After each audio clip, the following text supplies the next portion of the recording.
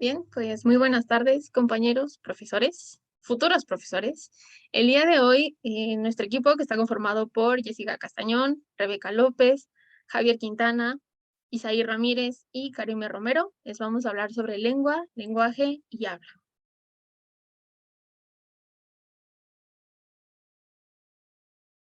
El objetivo de esta presentación es que, como está dirigida para futuros docentes, pues sea concientizarlos justamente sobre la importancia que tiene comprender estos tres conceptos, que son lengua, lenguaje y habla, para en el futuro poder elaborar planes de clase bien estructurados y sobre todo dinámicos. Así que pues empecemos.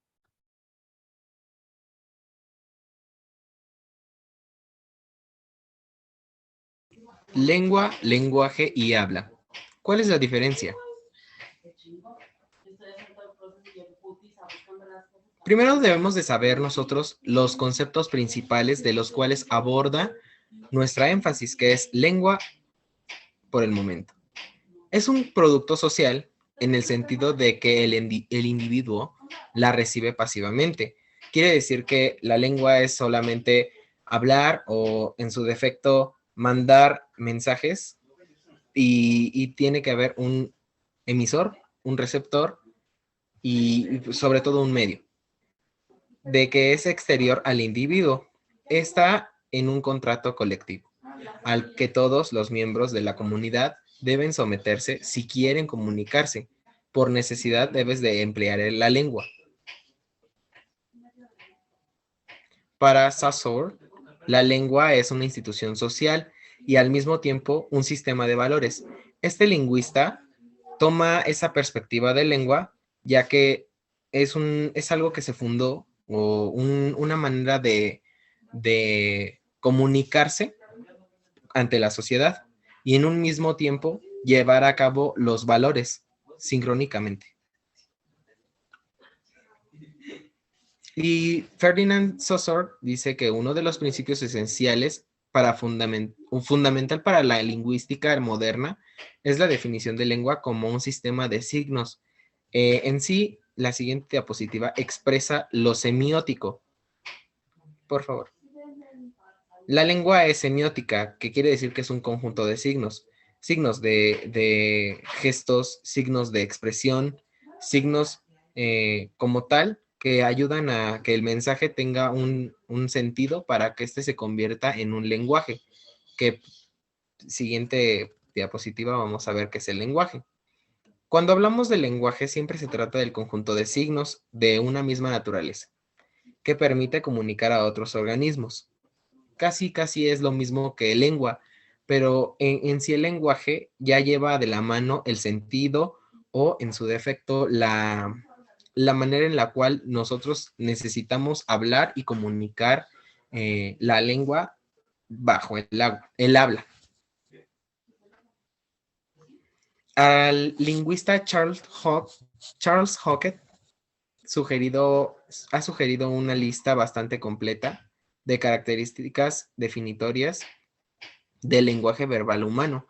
Son en total 10, me parece, pero yo solo coloqué 5 que son las más importantes. Se desarrolla con un conocimiento como práctica. Siempre debe de llevar un conocimiento o una teoría y llevarla a la práctica. Como principal, como fundamental es esto.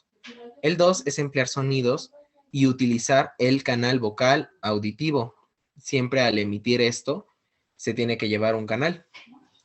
3. Se produce en cadenas doblemente articuladas. ¿A qué se refiere esto? Se refiere a que debe de tener el sentido y sobre todo debe de llevar una manera de la cual decir las cosas. Una cosa es el sentido, es cómo lo vas a entender y cómo lo vas a recibir. Y la manera en decir las cosas es dependiendo con qué postura tú vas a emitir un mensaje o cómo te vas a comunicar. La 4 es posee creatividad. La creatividad es al momento de que tú tengas esa chispa o esa manera de llegar o de enviar el mensaje hacia tus alumnos como tal, que no sientan que es tedioso y que no sientan que es de una manera muy aburrida. Y el 5, que es igual de muy importante, que es arbitrario y convencional. El arbitrario es que por cualquier falta nosotros podemos tener una repercusión o podemos tener una consecuencia no buena hacia nosotros ni hacia el alumno. Y finalmente, ¿qué es el habla? El habla se define como el componente individual del lenguaje. Como bien lo dije, principalmente es hablar, solamente es decir al aire o emitir palabras sin un sentido. Y bajo esa habla se tiene que llevar una lengua. Esa lengua nos va a llevar a un lenguaje bajo recursos como retóricos, recursos gramaticales, recursos de argumentación. También lo toman en cuenta como un acto de voluntad y de inteligencia. Nosotros tenemos como la capacidad de emitir una palabra, pero no tenemos o no tenemos el dominio de la voluntad. Quizás podemos emitir así, que queremos hablar, pero en realidad no sabemos qué decir. Esencialmente es un acto individual de selección y de actualización.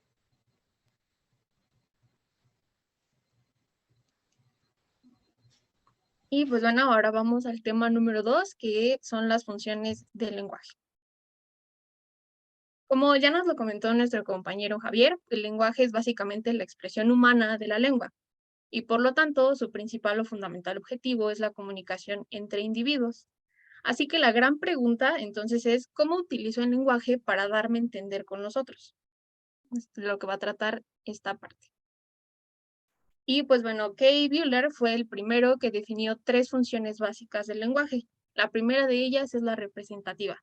En este caso, el mensaje que se está mandando, los enunciados que forman ese mensaje, van a dar información objetiva sobre la realidad. Entonces, esto quiere decir que nos va a dar hechos, datos, en donde el emisor no va a dar ninguna opinión o va a expresarse al respecto. Solamente va a hablar de manera objetiva. La siguiente, que es la función expresiva, justamente es centrada en el emisor y es meramente subjetiva. En este caso, él va a exteriorizar sentimientos y actitudes ante una situación determinada y en un tiempo bien definido, y que puede cambiar, de hecho, de un momento a otro. La siguiente es la apelativa, en donde el mensaje que se manda al receptor busca influir en su decisión y también en su comportamiento.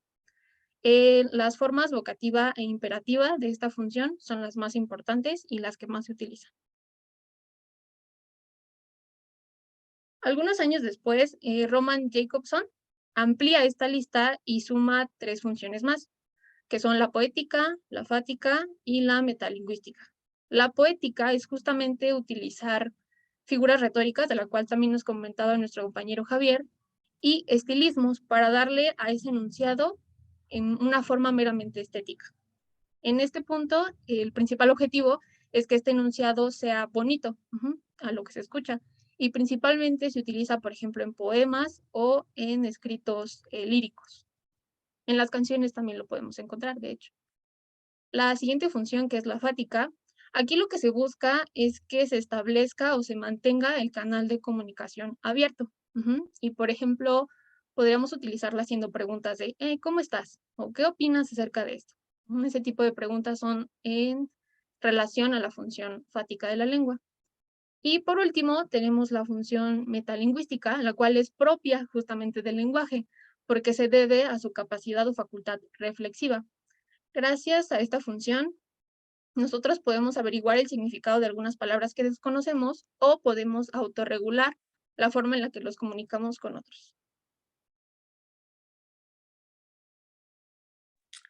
Comunicación e información. Para este tema, primero tenemos que saber la diferencia entre comunicación e información. La comunicación es el intercambio de información entre el emisor y el receptor, mientras que la información solo es la recopilación de lo comunicado entre el receptor y el emisor.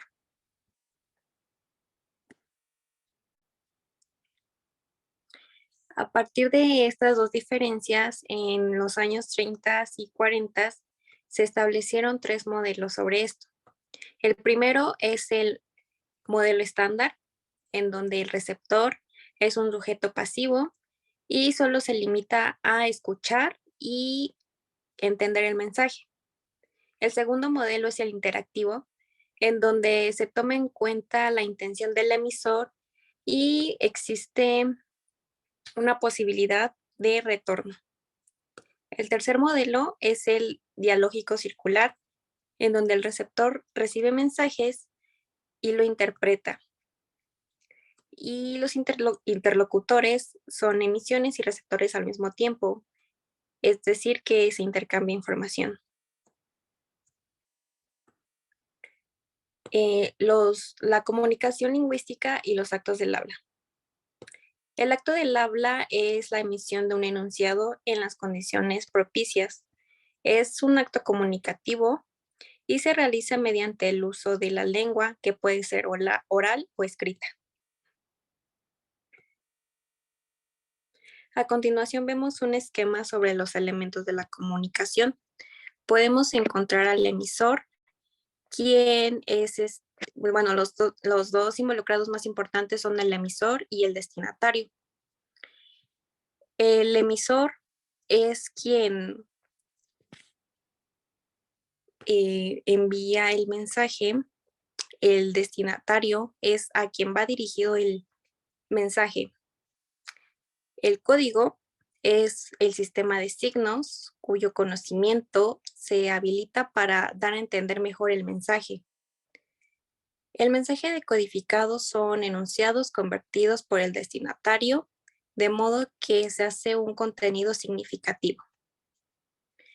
El referente es constituido por objetos, seres o fenómenos a los cuales hace alusión el mensaje. Y el contexto o entorno en el que se da es el conjunto de circunstancias que se dan para comprender el significado y la intención de los enunciados. Hay diferentes clases de comunicación, como pueden ser de la siguiente tipología. La primera es grado de participación del emisor y destinatario. En este caso puede ser recíproca o unilateral.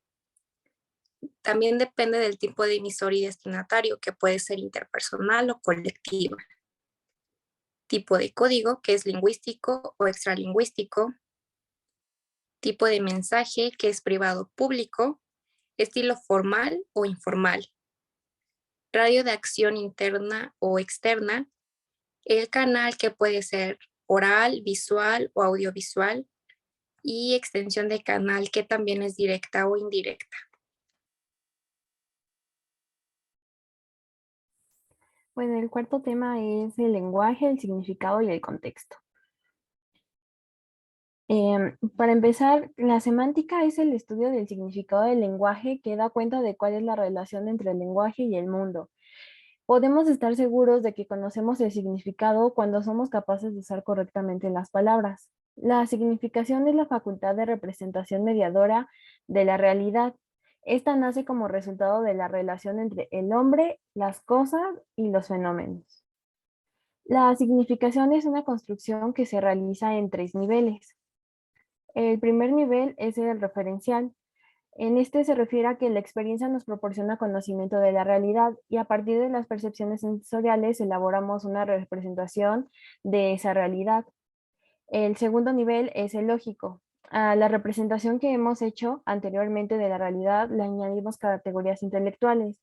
Por medio de operaciones del pensamiento le agregamos a los significados nociones de valor o contenido de verdad, nociones de clase, etcétera. El tercer nivel es el nivel sociocultural.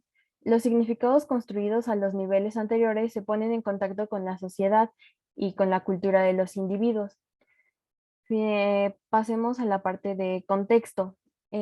Contexto se refiere al ámbito de la frase o de la oración en la que la palabra está utilizada, pero en un sentido más amplio, el contexto también puede ser el marco de referencia con respecto al cual los signos adquieren un significado determinado. En base a esto hay 4 tipos de contexto. El primero es el contexto semántico. En este contexto la palabra adquiere su significado a partir de las otras palabras con las que está acompañado. Un ejemplo puede ser que tengo que ir al banco y sabemos que nos referimos a una institución bancaria y no al asiento. El contexto situacional. En este se refiere a la situación de los hablantes, en el espacio y en el tiempo del diálogo en el que se ubica. Por ejemplo, son arriba, abajo, al lado, a la derecha, a la izquierda, etcétera. También pueden ser expresiones como hoy, ayer, mañana, entre otras. El tercer contexto es el físico. Este tipo de contexto se apoya en el mundo exterior, el mundo físico que nos rodea. Además de que el contexto físico es selectivo y económico, porque al fijar un mensaje justamente en un objeto o en un lugar, se dirige solo a las personas que necesitan recibir esta información y lo hacen sin tener que recurrir a extensas explicaciones. Un ejemplo de esto es si vemos en dos puertas unos letreros que dicen damas y otros caballeros, pues sabemos a qué se refieren las distintas puertas. Por último, el contexto sociocultural. Es el más amplio de todos. En términos generales, podemos decir que el contexto sociocultural es todo el cúmulo, es todo el cúmulo de conocimientos y condicionamientos que el hablante tiene por el simple hecho de pertenecer a cierta comunidad.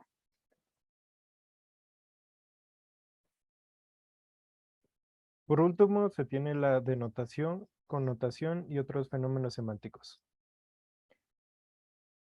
Para empezar, la denotación es el significado propio de una palabra, es decir, que expresa las cosas con claridad.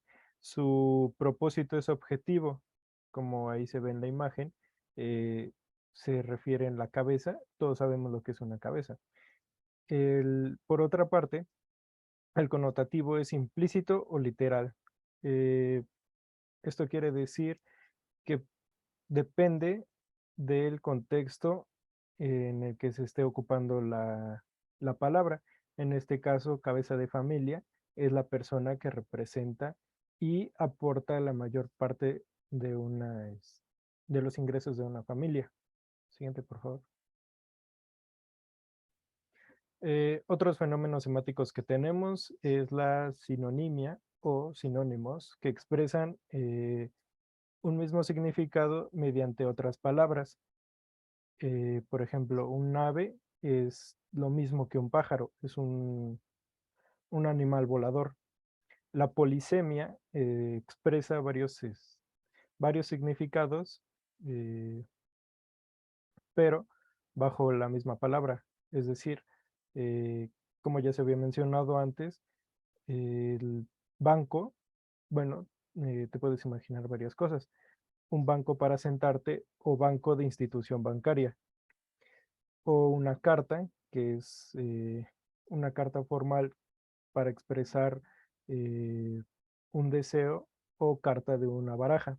Y la antonomía, que es significar palabras que son eh, opuestos o excluyentes. Siguiente, por favor. Por último, tenemos mecanismos que alteran el significado de una palabra. Eh, Como primero, tenemos el desplazamiento, que cierta palabra se amplía sus usos. Por ejemplo, tenemos la palabra perro, perdón por la expresión, pero eh, todos cuando escuchamos la palabra perro es pues un animal de cuatro patas, el mejor amigo del hombre, ¿no? Pero cuando se ocupa en diferente contexto, por ejemplo, ese hombre es un perro, eso se traduce a que esa persona es un mujeriego. Luego tenemos la ampliación, que es, se tenía cierto uso a una palabra y ahora se ocupa para distintas cosas. Por ejemplo, la palabra toalla. Cuando tú piensas en toalla es para secarte el cuerpo cuando sales de bañarte. En otro contexto se ocupa arrojar la toalla. En box, esta expresión se refiere para cuando el entrenador quiere que ya salga de la pelea su peleador para, para que no sufra más daño. Y por último, la disminución es de que ya se tiene fijo el uso de una palabra. Por ejemplo, carro, no lo podemos ocupar para ninguna otra cosa más que para un automóvil que sirve para desplazarte de un punto a otro. O tenemos cantidad, que es un número infinito de cosas hasta que tú lo determinas. Entonces, no lo puedes ocupar en otros contextos, así que pues ya se tiene fijo para qué se va a ocupar.